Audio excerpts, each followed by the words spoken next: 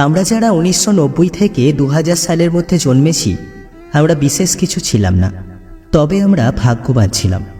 যখন আমরা ছোট ছিলাম হাতগুলো জামার ভেতর ঢুকিয়ে রেখে বলতাম আমার হাত নেই। একটা কলম ছিল যার 4 রকমের কালি ছিল, আর 4টে বোতাম একসাথে টেপার চেষ্টা করতাম।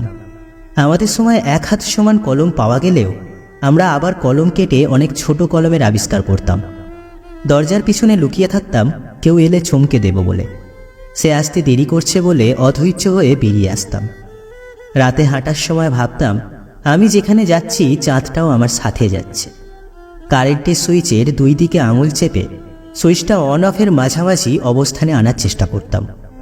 স্কুলে যাওয়ার সময় সবাই একসাথে দৌড়াদৌড়ি করে যেতাম। ক্লাসে কলম খেলা, খাতায় ক্রিকেট খেলা, চোর ডাকাত বাবু পুলিশ খেলতাম। অনেক সময় স্কুল ফাঁকি দিয়ে কয়েকজন বন্ধু মিলে ঘুরতে যেতাম, আড্ডা দিতাম, আরও কত কি। 1 টাকার রঙিন বা নারকেল আইসক্রিম, হাওয়াই মিঠাই খেতে না পারলে মনটাই খারাপ হয়ে যেত। হঠাৎ আকাশ দিয়ে হেলিকপ্টার গেলে সবাই রুম থেকে বের হয়ে আকাশের দিকে তাকিয়ে থাকতাম। স্কুল ছুটি হলে দৌড়ে বাড়ি আসতাম। মিনা কার্টুন দেখব, সিসিমপুর দেখব। শুক্রবার দুপুর 3টে হলে অপেক্ষা করতাম কখন টিভিতে সিনেমা শুরু হবে, এবং সন্ধ্যার পর আলিফ লায়লা, সিনবাদ, রবিনহুড, ম্যাকগাইভার দেখার জন্য পুরো সপ্তাহ অপেক্ষা করতাম। কোন ফলের বীজ খেয়ে ফেললে দুশ্চিন্তা করতাম, পেটের ভেতর গাছ হবে কিনা।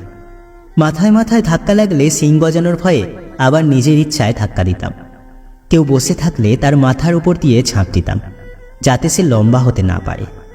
বিকেলে কিতকিত, কানামাছি, গোল্লাছু, একে ঋতু না খেললে বিকেলটাই যেন মাটি হয়ে যেত। ফাইনাল পরীক্ষা শেষ হলে তো সকালে পড়া নেই, এত মজা লাগতো যা বলার বাইরে। মামার বাড়ি, দাদুর বাড়ি যাওয়ার এটাই ছিল সময়। ব্যাডমিন্টন, ক্যারাম, লুডো না খেললে কি হয়।